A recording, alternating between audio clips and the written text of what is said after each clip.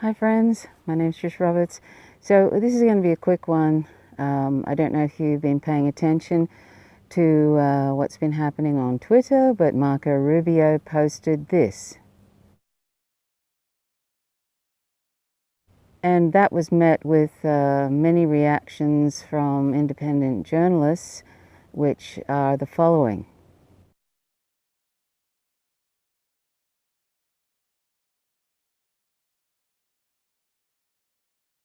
Now, I don't really need to comment very much about this, except to say that this is disgraceful, and there is a petition going around. I'm going to post the petition in the information section, in the comments section of this video.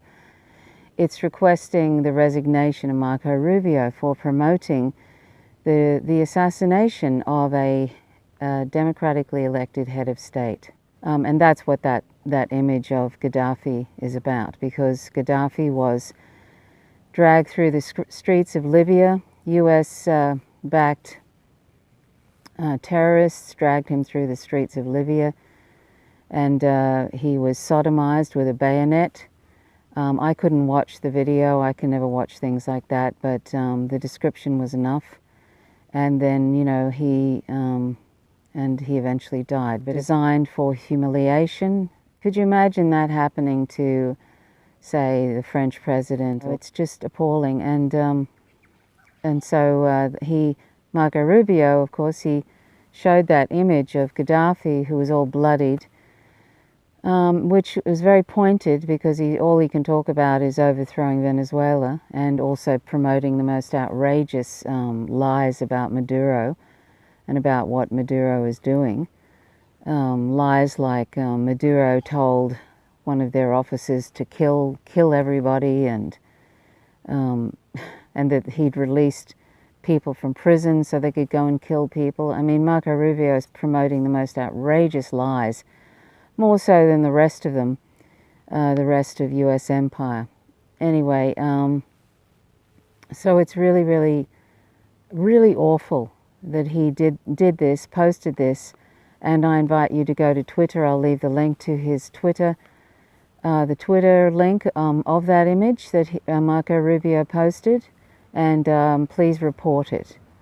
It'd be really good if lots and lots of people reported that particular image. So that's the level of disgusting behavior the U.S. Congress has. They're either doing things like outright promoting violence like that, and he feels like he's he feels like he's well within his rights to do that, and if that's any indication of what they'd like to do, which it is, to Venezuela, they'd like to kill Maduro in the most abhorrent way, and then and destroy the country like they did with Libya. And Libya now has slavery. Women and men are being sold as slaves. It's reduced that country to a failed state, and that's what the US brings when it brings democracy. And Gaddafi, he had his problems that he actually, I'm going to show you an image of the various things that Gaddafi tried to provide for his people.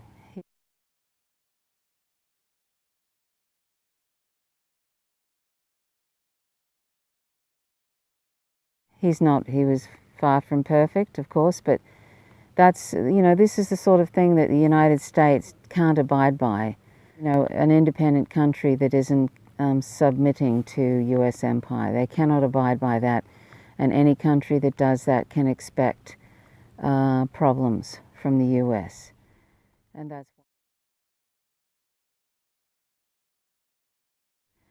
that's why Venezuela is in the situation it's in today. So we have to do our best to support the Venezuelan people. And look at the video that Max Blumenthal posted on the Grey Zone project on YouTube. I'll leave a link to that, where he says this is where the real humanitarian aid comes from. The government is subsidizing community markets, and the produce there's a lot of it, and it's quite affordable, and that's where a lot of people get their food. In Parroquia Macarao, in the outskirts of Caracas, at a food market where food is being sold below market value, subsidized by the city of Caracas, overseen by the mayor of Caracas. And you can see behind me is toothpaste, which CNN has said does not exist in Venezuela. And what is on the plane are basic goods, things that aren't available or accessible in Venezuela, things like nutritional biscuits, toothpaste, toothbrushes, just basic commodities that aren't available or readily available to Venezuelans right now because of the regime that they're currently living under. So, I mean, here you have all the basic foodstuffs, pasta, flour. They're focusing on protein here, so you have a fish stand, and it's being sold well below market rate, as you can see from the prices. This is salted fish. ¿Puedo probarlo? Sí. Tengo hambre, entonces. It's pretty good. It's really good. And here we have ground up chicken made in Venezuela, which is being sold for about $1.25 or 3,800 bolivares. And then over there are packages, large packages of meat. And back here you can see all the vegetables. And also what you can see are train tracks, because there's an actual metro system in Caracas that services this community. The infrastructure is actually pretty decent. There goes a train. Caracas is a massive city with a massive metro system. And you can see that train is full of people, and it's basically free. So sardines and vegetable oil here, more protein. And this is the bread stand. It's really cheap. So it's being sold. The large breads are being sold for 2,000 bolivares, which is less than $1 for all that bread. You can get 2 of these for 50 cents. And bread with coconut is being sold for less than $1, about 75 cents. And so it's basically, for me, it's basically free, and here it's still well below market value. Saying we're at peace here in this area, and we don't want war. No quieren guerra. No, señor. Ni extranjeros tampoco queremos aquí que nos vengan a hacer la guerra aquí en Macarao. Y nos necesitan ayuda humanitaria de los Estados Unidos. No, señor. They don't need the humanitarian aid from the U.S. Y tienen todo lo que necesitan. Sí, señor. Sí. Lleve esa noticia ya, que no que necesitamos nada. She's saying, tell the news that the Lo que queremos truth. es que nos quiten el bloqueo que nos tienen los Estados Unidos a Venezuela. ¿Oyó? Somos libres.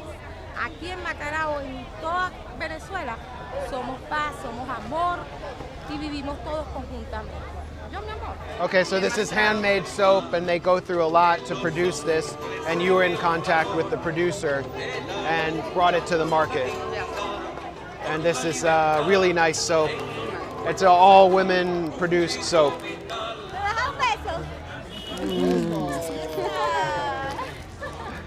She's taking away a fat bag of food. Por la semana. Chao, mi amor, gracias. Chao, Manuel, gracias. Un millón. We're at an open-air market in El Valle in Caracas, very similar to Parroquia Macarao. These people behind me are volunteers who are distributing food provided by the government to be sold at well below market value. And so again, you have bread over there for less than $1. Right behind me is just a whole lot of meat, bags and bags of meat. And people here seem to have as much food as they can purchase. There are hundreds of people waiting outside to come in, and you can see someone picking up their food right here, getting pasta.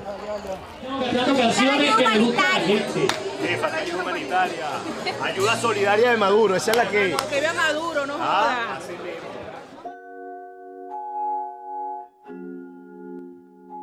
And Maduro also accepts aid from from Europe, because Europe is not intending, well, it's not sending arms in these aid packages, which the United States would do, and I mentioned that in the last video, so I won't go into it.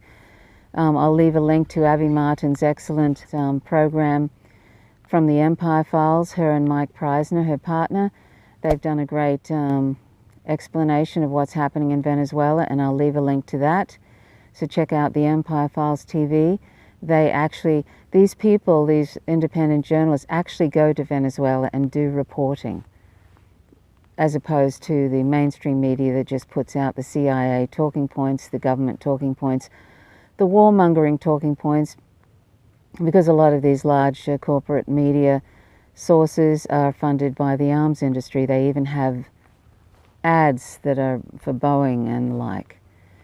So if you want real news about Venezuela, tune into independent journalists like Abby Martin, Ben Norton, Max Blumenthal, Dan Cohen, Rania Kalik, Anya Parampil, and there's actually good reporting on RT as well, rt.com.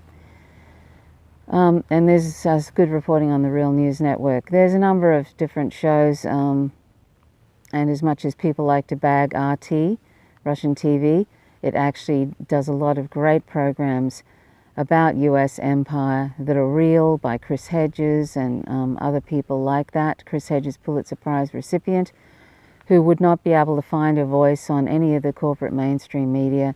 He had to go to RT to be able to talk about what's really happening. I mean, you know, it's really sad. Anyway, so I'm going to go because it's starting to rain here, and which is a lovely thing in Tasmania, and the fires are still ongoing.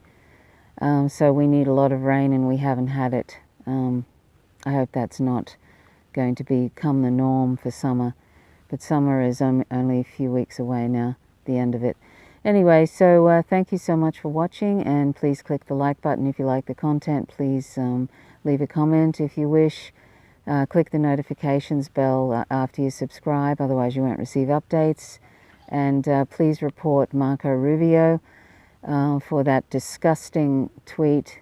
It's absolutely appalling, and somebody like that is not fit to be in office. But most of those US Congress people are not fit to be in office. The kind of appalling stuff they support, there's just, you know, there's so many awful things that they support, and one of the most awful things is the US imperialism, their imperialist wars.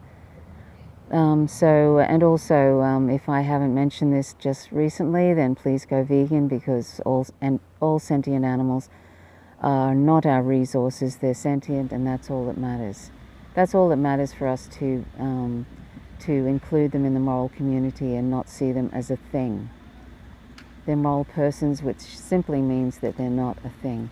So let's go vegan for other animals, because they're sentient, for us, because it's all these animal products are destroying our bodies basically, and also animal agriculture is destroying the planet. And I'll quickly just share a couple of memes and think about that. These are science-backed memes.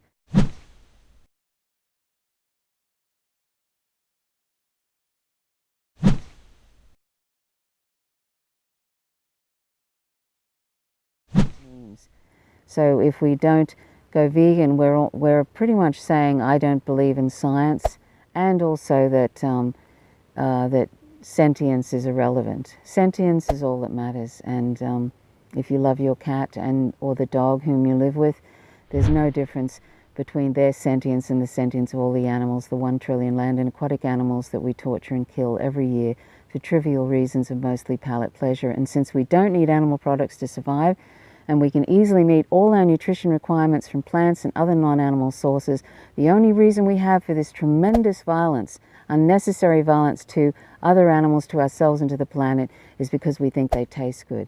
And that's morally unjustifiable. So please go vegan and check out my vegan resource, the comprehensive vegan resource podcast called How to Go Vegan. I think you'll find it very informative, and I hope that it will help you go vegan. So please go vegan for peace. Okay, thanks very much. My name's Trish Roberts. You're watching Faint Signals from Vega. Till next time, bye for now.